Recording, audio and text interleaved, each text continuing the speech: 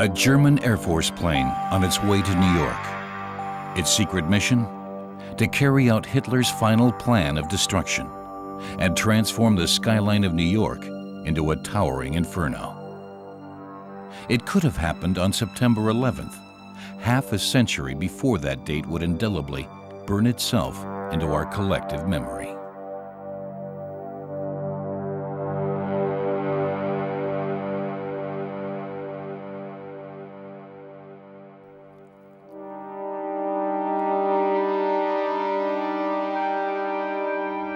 This film reveals for the first time Hitler's secret plans to attack the United States. He was a dreamer of considerable ability. He dreamed of a lot of things. I do as much damage as possible, and the other side will back down eventually. Hitler's engineers worked feverishly to develop innovative weapons of mass destruction. Does constructing weapons make you an evil person? There is no taboo that remains unbroken. It would have been feasible to find volunteers to go on suicide missions. We were willing to fly any mission, but we did hope to have at least a small chance of surviving. Hitler's insane dream was to use suicide attacks to bring the superpower United States to its knees. Terror. I'll lay my own life on the line, 100%, if it means I can kill many times as many people someplace else. I think he dreamed of the whole city just disappearing in a firestorm.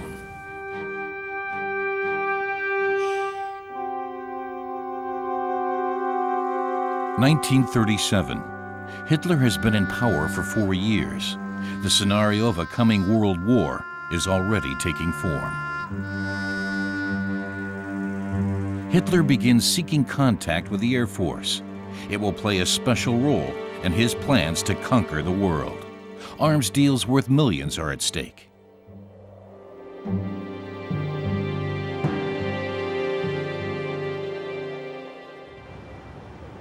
Augsburg, November 23, 1937. On this date, Hitler paid a visit to the Messerschmitt airplane factory. Willy Messerschmitt, one of the leading airplane engineers of the Third Reich, realizes which way the wind is blowing. Whoever can deliver the weapons Hitler needs for the wars he is planning to wage stands to win the race in the arms industry.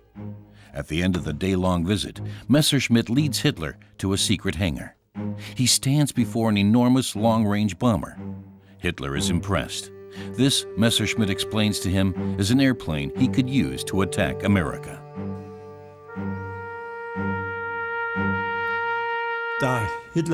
Because Hitler was not an aircraft engineer, or even someone who understood technology, you couldn't persuade him with words or statistics, but you could show him visually. You can have this, and it would look like this or this. After all, the best method for motivating someone to buy something is a mock-up. The dummy of the long-range bomber led to a cataclysmic misjudgment. From then on, Hitler believed he could wage a war of aggression against the United States. But it was still too early to take on the world's greatest power. So Hitler attempted to placate the United States into thinking it had nothing to fear.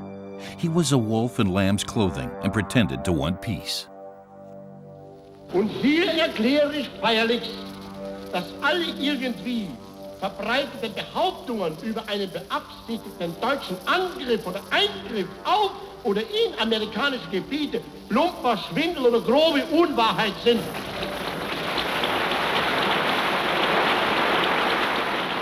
Hitler's word was not considered a really reliable word.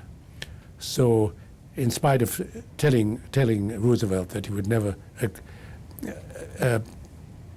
invade or be aggressive against America, no one believed him.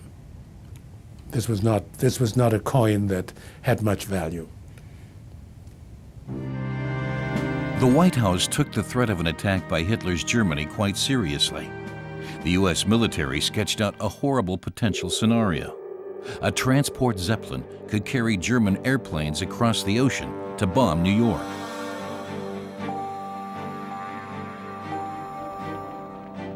September 1st, 1939. Hitler's invasion of Poland begins. As a result, England and France declare war against Hitler. The raw materials they need are supplied by ships coming from the United States. The shipping routes in the Atlantic become a theater of war. German submarines begin torpedoing English freighters.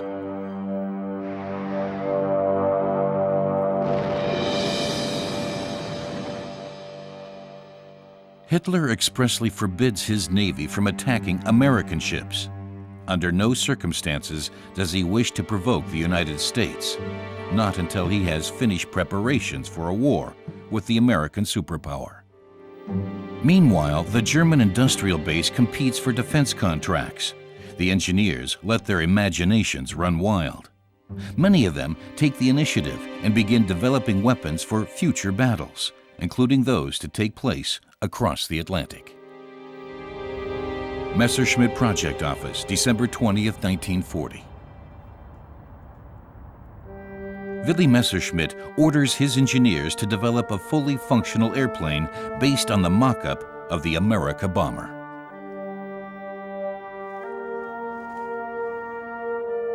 Messerschmitt is putting all his eggs in one basket. He knows the only way he can beat the competition in the race for defense contracts is by being the first to deliver the bombers Hitler wants for his attack on the United States. The problem is, never before has an airplane succeeded in flying across the Atlantic and back without taking on extra fuel. At that time, it was not possible for us to fly our planes from America to England. They had to go from America to Newfoundland to England. So the extent to which they could build a plane to go without refueling all the way to America would have been very difficult. As far as I know, the task was to achieve 11,000 kilometers and a load capacity of 3 tons. That was something no other airplane had ever been able to do, but the Me-264 was very close to accomplishing it. In the meantime, Hitler and Goering began developing alternatives to sending bombers directly from Germany to attack the United States. They planned to conquer Iceland, which could serve as a stepping stone in the Atlantic. German bombers would then be able to take off from there and attack America. Because that would have enabled him to cut off about a third of the distance between Europe and America, if I remember my geography. The distance would have been shortened by about a third if he had a logistical base. That means if you have a base there, you can land, fuel up, station equipment, make repairs. It would be like a land-based aircraft carrier, so to speak. It made all sense. I mean, in war plans, you plan everything. And then comes the problem of priorities. Do you have the ability, do you have the equipment, do you have the people, do you have the resources to do it, and are those resources being used for the best purpose or not? Hitler orders the Commander-in-Chief of the Navy, Admiral Raeder, to present plans for conquering Iceland. The invasion plan is codenamed Icarus. American intelligence agents never learned of these plans, but Washington foresaw the weakness Iceland could represent. And Roosevelt beat Hitler to the punch. He succeeded in stationing American troops on the island.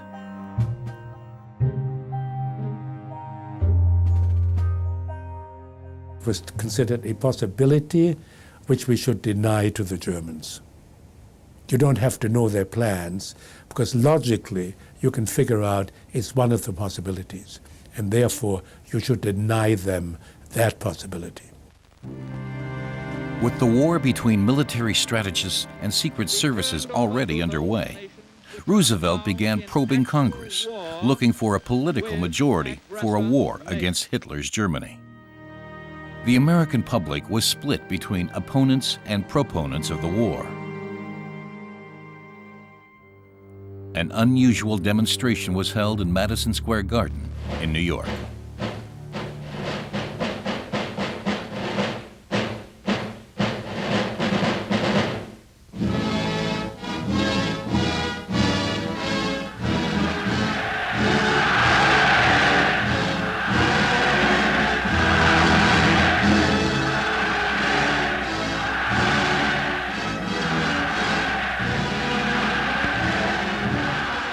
there were an enormous amount of Germans who were pro-Nazi and who wanted Germany to win the war. They were playing on 86th Street, the movie about the conquest of the Germans over the French, Sieg im Westen, I think it was called. And there were demonstrations, pro-German demonstrations, certainly in Yorkville, which was the center of the German population. And there were a lot of Irish who also were very anti-English. And there was a very large portion of the population who did not want America to intervene in the war. At the grassroots level, the Deutsch-Amerikanische Bund was active as the U.S. extension of the Nazi Party. For the FBI, members of the group, mostly Americans of German ancestry, were considered potential agents of Hitler's and therefore a threat to the domestic security of the United States. In one famous case, they succeeded in cracking a German spy ring. Using a hidden camera, the FBI filmed German agents passing on secret documents and showed the film to the American populace. Walking into this trap is Colonel Fritz Duquesne, a leader of the spy ring and a professional German spy.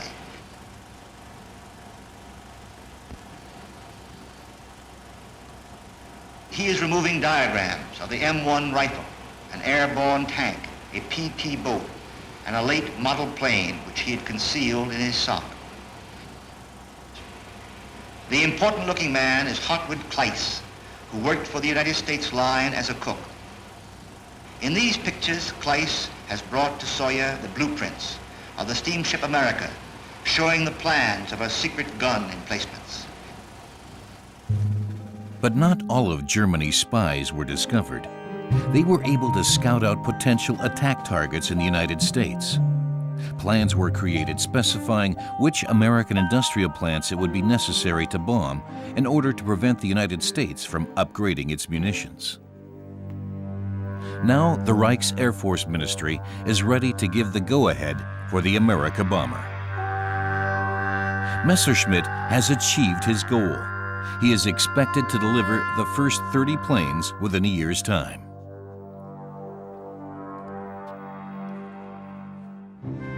Washington, September 11, 1941. The White House knows nothing of Hitler's America bomber plans. Roosevelt announces to the people that the greatest danger comes from another direction. And within the past few weeks, the discovery was made of secret air landing fields in Colombia, within easy range of the Panama Canal. Colombia to America is not that far off, I mean, particularly. But there probably were some plans, but nothing really effective. And I don't think Roosevelt could have thought for 1 minute that he could enter the war on that pretext. A possible bombing attack from Colombia to the United States, could not be used as a casus belli. And I'm sure Roosevelt was looking for a casus belli. In his search for a reason to go to war, Roosevelt attempted to impress upon the American people the extent of the threat Hitler represented. Conspiracy has followed conspiracy. His intrigues, his plots, his machinations, his sabotage in this new world are all known to the government of the United States. Paranoia has always been a disease, which comes very easily under those circumstances. I'm sure there was an enormous amount of paranoia. The paranoia was so widespread that Washington ordered its embassies in South America to prepare blacklists of ethnic German immigrants. Several thousand of them were subsequently handed over to the FBI by South American governments and incarcerated in the United States. Pearl Harbor, December 7, 1941.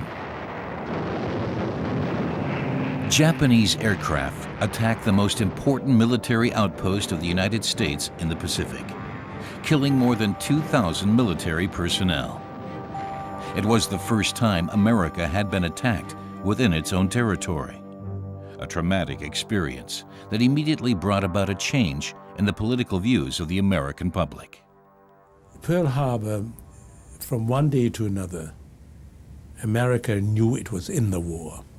There was no longer any doubt. Don't forget, up to then there were all kinds of movements for and against. The minute we were in the war, the Americans who were non-interventionists no longer had an argument. The decision had been taken. As a consequence of the Japanese attack, Hitler also decides to declare war on the United States. This was a development no one in Washington had anticipated at the time. He had enough enemies, he had enough problems, he had enough fronts he had to fight on, and it was surprising even to us. I think Hitler thought that seeing the Japanese war machine, that America would be so busy with the Japanese that they could not devote many resources to Europe. It must have been clear to every adult that America could not be defeated.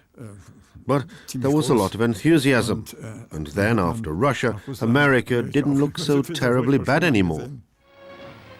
Hitler now unleashes his hatred for America. In the German parliament, the Reichstag, he vilifies the American president as a Jew and a warmonger. Wir wissen, welche Kraft hinter Roosevelt steht. Es ist der ewige Jude, der seine Zeit als gekommen erachtet, das auch an uns zu vollstrecken, was wir in Sowjetrussland alle schaudern, sehen und erleben mussten. Wir haben das jüdische Paradies auf Erden nunmehr kennengelernt. Der Präsident der Vereinigten Staaten mag das vielleicht selbst nicht begreifen. Dann spricht es nur für seine geistige Beschränktheit. Wir aber wissen, dass dies das Ziel seines ganzen Kampfes ist. Auch wenn wir nicht im Bündnis mit Japan stünden, werden wir uns darüber im Klaren, dass es die Absicht der Juden und ihres Franklin Roosevelt ist, einen Staat nach dem anderen allein zu vernichten. The new enemy is now called America. Hitler instructs Goebbels to begin a propaganda offensive against the United States. A simple message is to be hammered home to the German populace. The United States of America is an uncultured, Jewified nation ruled exclusively by monetary greed. Die Börse ist der Tummelplatz seiner Leidenschaft, der Sucht nach Geld und Macht. Hier wird der Fleiß Millionen rechtschaffener Arbeiter in mühelosen Gewinn umgesetzt. Das ist die Welt, für die Sie kämpfen und die Sie auch in Deutschland wieder einführen wollen. Ausgespien aus den Ghettos des Ostens erschienen sie als Diebe und Hehler in der Metropole der USA.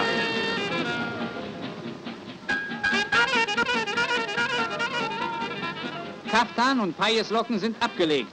So getarnt kann er jetzt seine schmutzigen Finger in alle üblen Geschäfte stecken.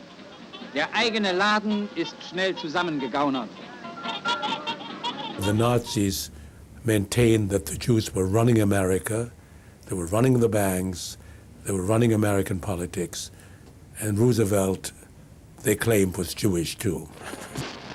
In response to the German propaganda, Roosevelt commissions anti-propaganda films of his own. Made for American audiences, they present a drastic view of Hitler's plans for world domination. Conquer Eastern Europe, and you dominate the heartland. Conquer the heartland, and you dominate the world island.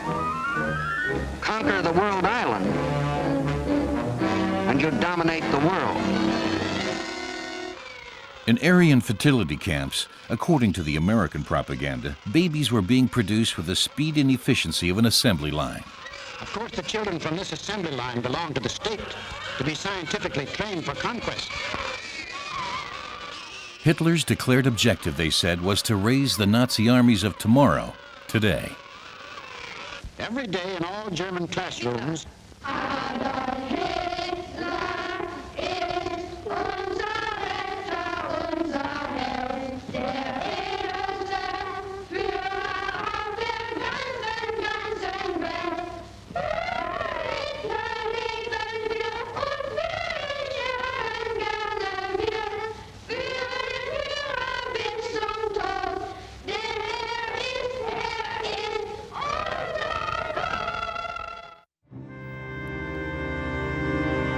There is growing fear in Washington of a potential threat through the many ethnic Germans who live in the United States.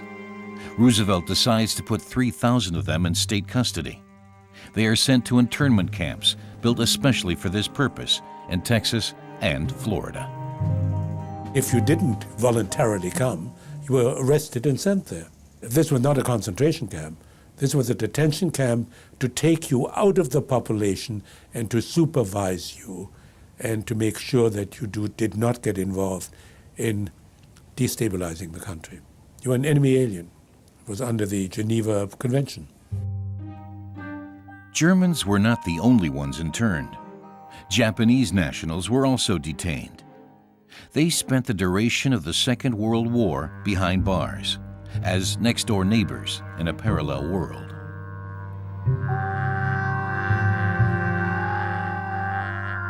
The American government was satisfied with the success of its security measures.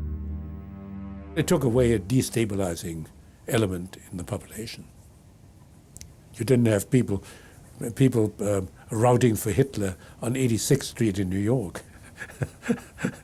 That certainly contributed to the peace and the well-being of the country. While America was busy defending its internal security, the German Air Force still had no planes with which it could attack the United States.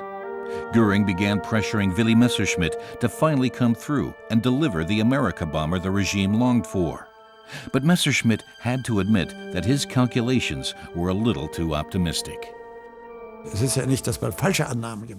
not that they made false assumptions, definitely not that. They would have failed that way too, that would have been noticed. I mean, if they'd done calculations that didn't compute. But they had a range of tolerance, so they always just used the most optimistic assumptions. Others do the same thing, but there was always the chance the customer would place an order. Messerschmitt was unable to fulfill his promise to find a way to cover the distance to the United States and back.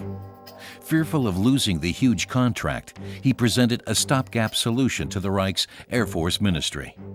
It would be possible to refuel the America bomber in mid-flight with the help of another aircraft. While Messerschmitt's engineers were busy perfecting an untested technology, American assembly lines began producing the bombers the United States needed for its war against Hitler's Germany. The Americans had a decisive advantage. Their bombers didn't have to fly non-stop across the Atlantic. They could be transported first to England and set out to attack Germany from there. The new threat from the skies forces Hitler's hand. He must find a way to stop the American arms industry. Brittany, May 27, 1942. A German submarine departs from the Atlantic coast of France and heads towards the United States. On board is a troop of German agents whose mission is to carry out sabotage operations in America. The code name of the secret command troop is Pastorius.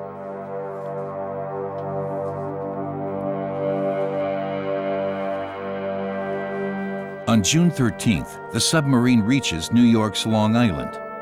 In the dark of the early morning hours, the German agents, equipped with several kilograms of explosives, go on land. A U.S. Coast Guard agent patrolling the beach discovers the Germans. They threaten him and pay him $260, hoping to bribe him into forgetting what he has seen. The agents arrive at the nearest train station. Disguised as normal Americans, they board a commuter train to New York.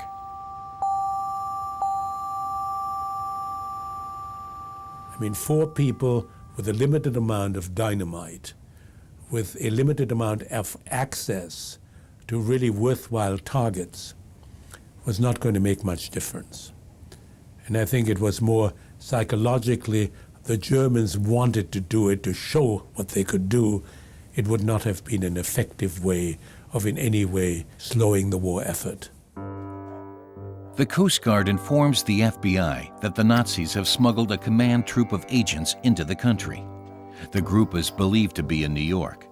The FBI immediately cranks up the largest manhunt in American history, but to no avail. The agents take rooms in a luxury hotel.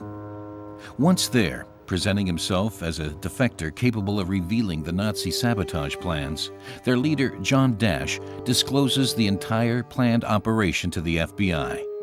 The other agents are subsequently arrested. Dash also informs the FBI about the impending arrival of additional sabotage commandos.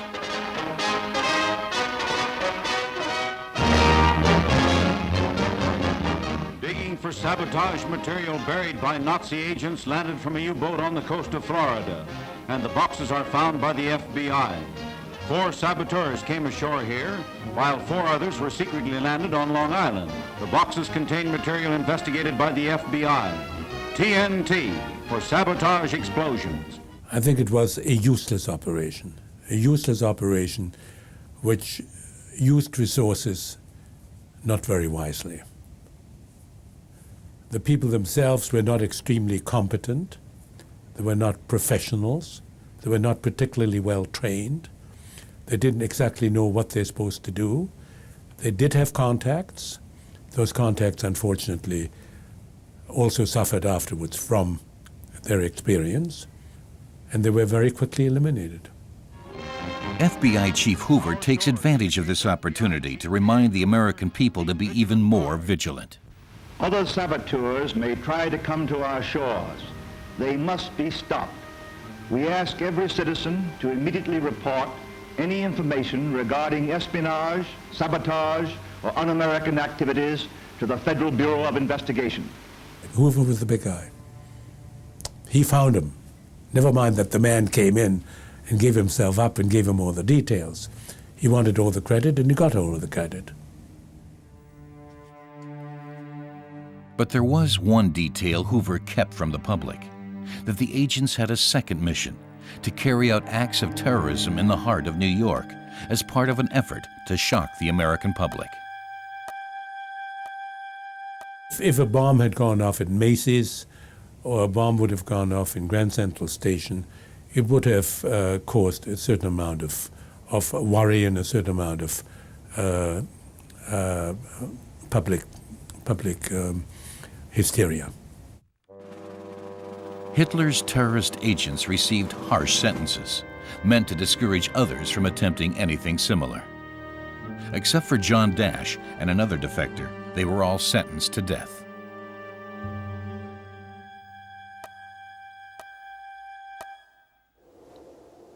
Augsburg Airfield, December 23, 1942. The day has finally arrived. 6 months later than originally planned, Messerschmitt's America bomber is ready for its inaugural flight. Under test pilot Karl Bauer, the first flight is successful. But before long, its lightweight construction intended to guarantee the plane can fly the long distance to America presents problems. Messerschmitt's Flugzeuge waren immer am leichtesten. Messerschmitt's planes were always the most lightweight, but they were always pushing the limit as far as size is concerned. And this also proved to be the case when the 264 was tested. The engines tended to fall off, or other parts occasionally failed to operate properly due to their extreme lightweight construction. Basically no problem. That's how you get the lightest planes, by not reinforcing everything. And that was Messerschmitt's principle, to build them as lightweight as possible. And if something falls apart or proves to be too weak, then it would be reinforced. The authorities at the Reich's Air Force Ministry began to have their doubts about Messerschmitt's promises.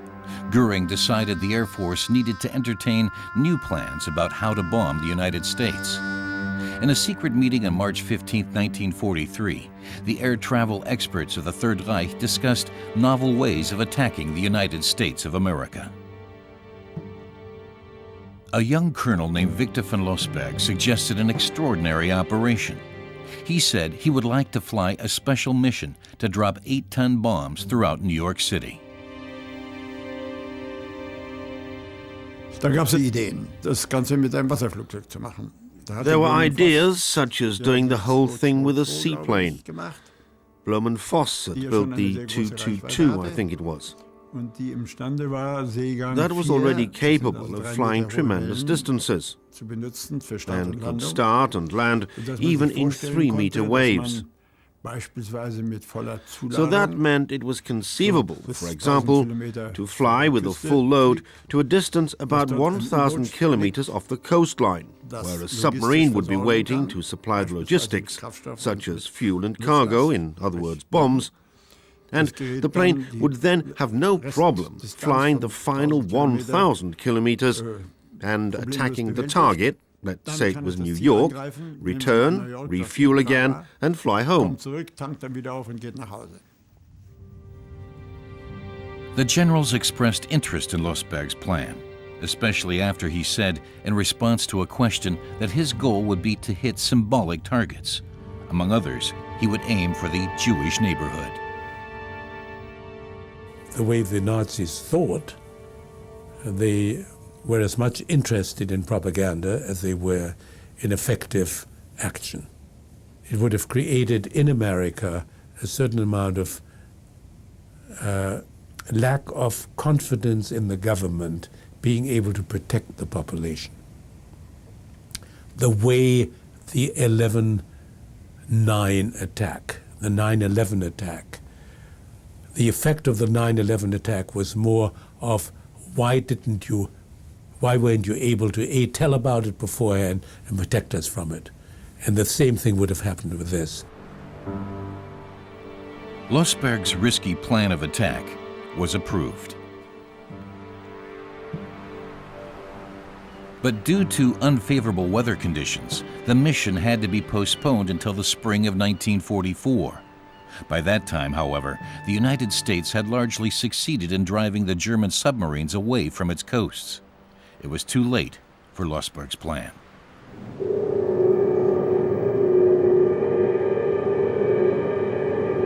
While the German Air Force could only dream of bombing America, American bombers had long since conquered the skies over Germany. They blanketed German cities and industrial centers with bombs. Hitler was livid about the failure of his Air Force and accused Goering of incompetence. He ordered his armaments minister Albert Speer to come up with alternative ways to mount an assault on America. Hitler's headquarters, Wolfschanze, July 7, 1943. It was on this day that Albert Speer brought two up-and-coming rocket engineers to meet Hitler. Their names were Werner von Braun and Walter Dornberger. The two showed Hitler a secret film that would radically change his war plans with regard to America.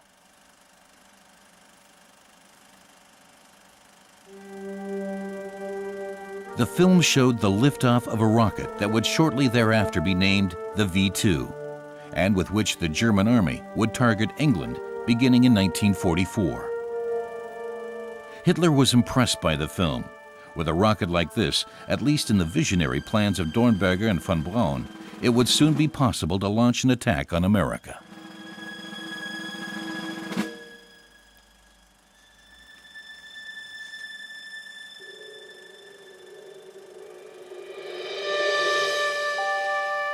Fascinated by this daring plan, Hitler made rocket research and development top priority. Dornberger and von Braun achieved their goal. In their project center on the island of Peenemünde, they began developing the A-10, an intercontinental rocket designed to attack the United States.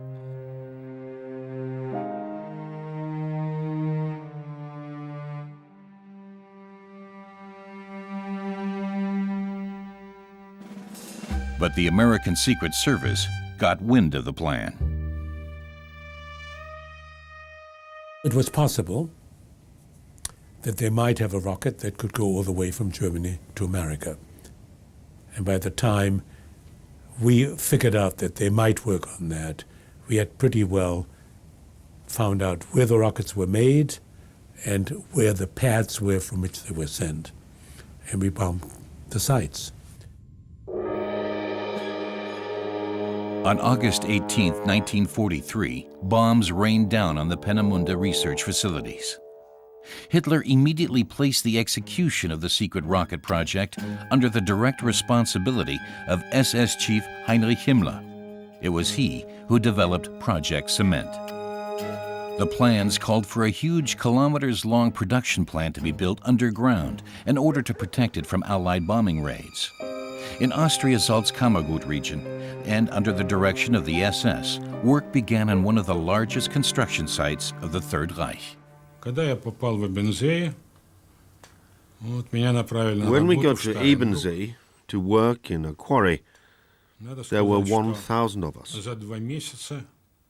After 2 months, only 500 of us were left. The others died of hunger and cold, and from the long hours of hard work. It was always cold. It was always either raining or snowing. Within a short period of time, Himmler had several thousand laborers brought to Ebensee. The captives were forced to work 24 hours a day under inhumane conditions, blasting tunnels into the mountainside for the America rocket. I had a friend. His name was Nikolai. He was 17 years old. It was his first day. He was killed when a heavy stone fell on him. Things like that happened often.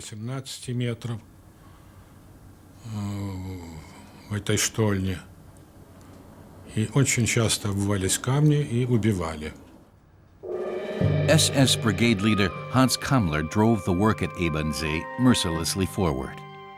The rocket researchers at Peenemünde looked on as hundreds of forced laborers were worked to death. That was the only way the engineers' monstrous rocket project could take shape.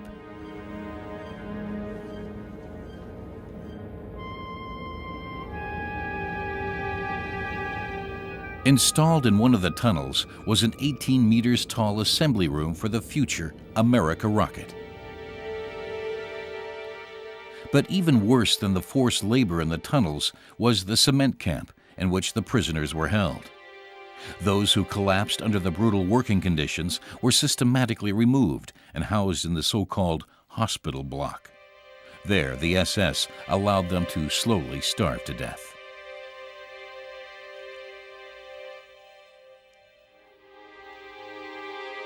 Of the prisoners who survived the torturous work conditions at Ebensee, a few occasionally tried to escape. These attempts were brutally punished. 2 Russians tried to escape. They caught up with them and released dogs on them. The dogs tore them apart until they were dead. Then they brought their bodies to the gate of the camp and left them there for everybody to see. Like a monument, those gates were. More than 8,000 forced laborers died in Ebensee, trying to fulfill the insane dreams of the Nazi engineers. 7 kilometers of the underground tunnel system were finished. But then the military situation brought a sudden end to the secret project. Orders came from the Armaments Ministry. From now on, instead of modern intercontinental rockets, the underground factories would produce synthetic fuel. The reason? The Americans had located the central weakness of Hitler's war machine: fuel production. Since May 1944, the Allies had been targeting German refineries. It was the beginning of a new strategy that was developed by the U.S. Secret Service, and it would ultimately decide the war. Intelligence is based on many things. It's based on open sources, reading newspapers, on listening to radio, on information you get from diplomatic sources, and information you get from intelligence agents. And these are all put together. And to some extent, a lot of the information we analyzed during the war were based on what we knew the Germans industrially were able to do. Arms Minister Speer warned Hitler. In a secret Reich document, he estimated the loss of German fuel production at 90%. That meant, Speer said, that the military defeat of the Third Reich was now just a matter of a few months. The lack of fuel quickly became evident. The planes of the Luftwaffe were grounded, allowing the Allies to attack German airfields unhindered. Coincidentally, they also happened to destroy the prototype of Messerschmitt's America bomber, without ever having learned about the existence of the project. In response to the bombing raids and the imminent military defeat, Speer summoned the Third Reich's weapons manufacturers. At a secret arms conference, Hitler made a speech to the industrial leaders. He painted a rosy picture of a future with huge markets for them to sell their wares. Wenn dieser Krieg mit unserem Sieg entschieden ist, dann wird die Privatinitiative der deutschen Wirtschaft ihre größte Epoche erleben. Der Staat, der die Politik hier gestaltet und führt, ist verpflichtet, für die Wirtschaft machtmäßig das sicherzustellen, was sie benötigt, um auf längste Sicht unentwegt und stetig arbeiten zu können. Mein Streben muss immer dahin gehen, die tüchtigsten Köpfe herauszuschnüffeln und zu suchen. Und ich schnuppere dauernd herum und ich habe förmliche Agenten, die nur immer aufpassen, wo ist ein Talent, wo ist ein Genie. Die Menschen werden sofort geholt und die bekommen die Aufträge.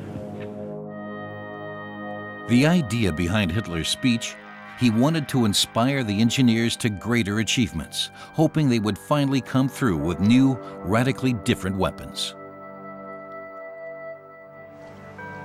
Bad Eilsen, fall 1944. An important visitor has made an appointment with the engineering office of the Focke-Wulf factories. Dr. Fritz Nallinger, the chief of development for the defense contractor Daimler-Benz. Following the demise of Messerschmitt's America bomber, Nallinger senses his opportunity to win big. He wants to present Hitler with a new America bomber and thereby ensure that Daimler-Benz becomes the leading arms manufacturer of the Third Reich. To achieve this goal, he needs the cooperation of Professor Kurt Tank, the chief engineer of the Focke-Wulf factories. Tank's reputation is legendary. Before the war started, he built in record time a passenger plane that was capable of flying non-stop across the Atlantic, the so-called Condor. Now he is to build a new America bomber for Mercedes as fast as possible. Tank hatte natürlich den Vorteil, dass selber Tank had the advantage that he was a pilot himself. He broke in the plane himself, which meant he had direct feedback and was able to transfer his own experience and, of course, what he felt himself as a pilot into the best possible construction. And there he was, a genius of a man, I must say. And some of what he did was also very avant-garde. It grew out of his own genius and his understanding of how a plane should fly. But first, Tank must deal with the familiar problem of distance.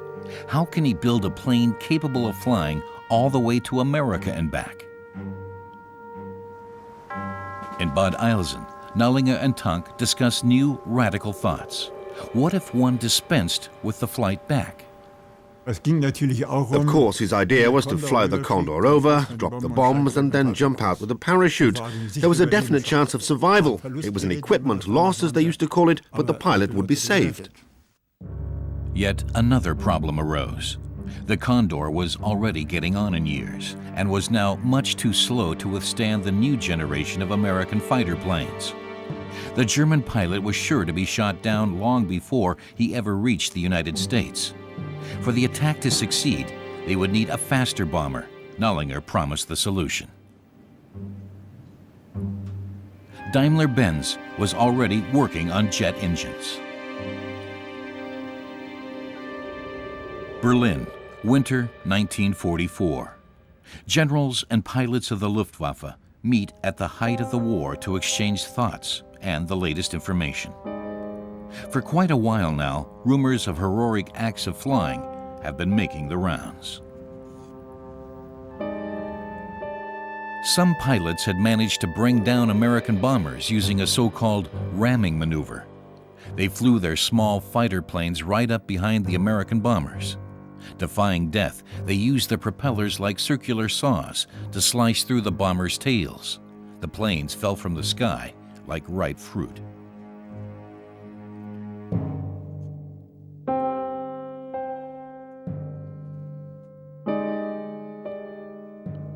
Most of these heroic stories were nothing but propaganda. Instead of saving themselves by bailing out with a parachute, most German pilots died when their planes crashed to the ground. Most of the Allied bombers were able to continue flying even after being rammed. The German Luftwaffe saw the ramming attacks as welcome proof of the heroic dedication demonstrated by German pilots in the fateful battle for the Reich. When Mercedes development chief Dr. Fritz Nallinger learned of these assessments, he suddenly knew how to solve the distance problem of his America bomber.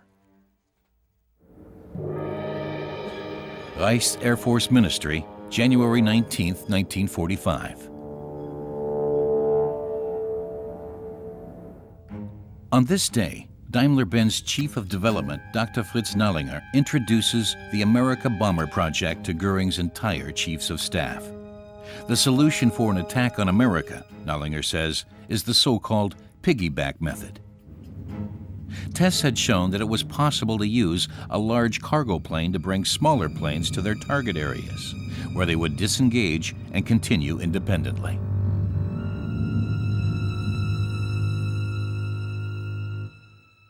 As soon as Nallinger projects the engineer's draft of his bomber onto the wall, it becomes clear what the underwriting idea for his project is. It is the use of manned bombs steered by suicide pilots to produce maximum destruction of their targets.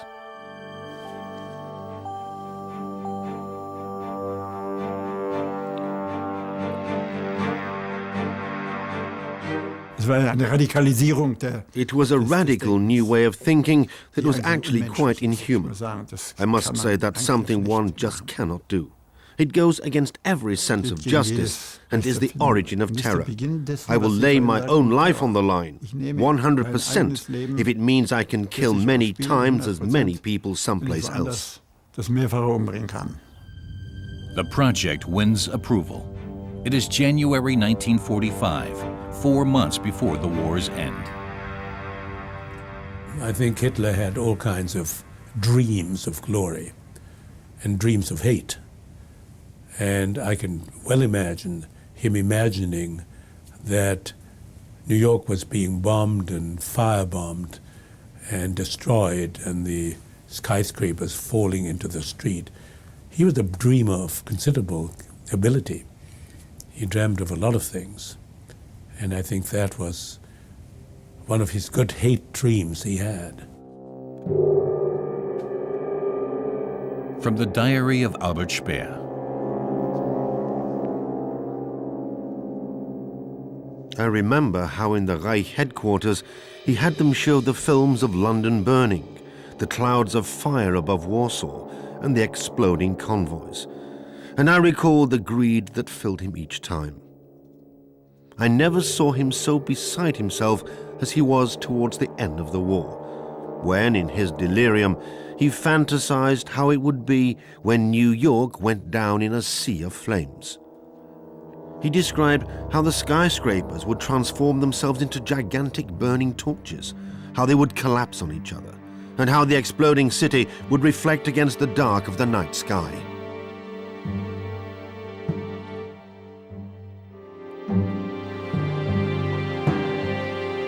The America bomber was never put into action, but the German suicide pilots were actually recruited.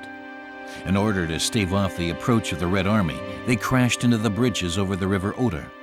A shared farewell letter has been retained for posterity. Und der Abschiedsbrief lautet nun wie folgt. And the farewell letter reads as follows. Kameraden, Comrades, um at 7:48 p.m. today, we will fulfill our destiny.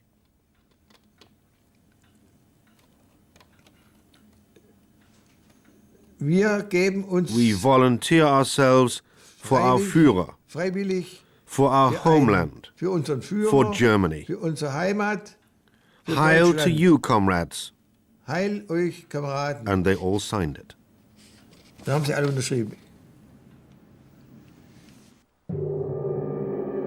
The suicide deaths of the pilots were totally senseless. One day after they crashed into them, the Red Army reconstructed the bridges. But the careers of Hitler's engineers continued long after the end of the war. Professor Willy Messerschmitt developed new aircraft for the German army. Werner von Braun built the first moon rocket for the United States. Professor Kurt Tank went to Argentina and designed jet airplanes for Perón. Dr. Fritz Nallinger was elected to the board of Daimler-Benz and was awarded the Order of Merit of the Federal Republic of Germany in 1954.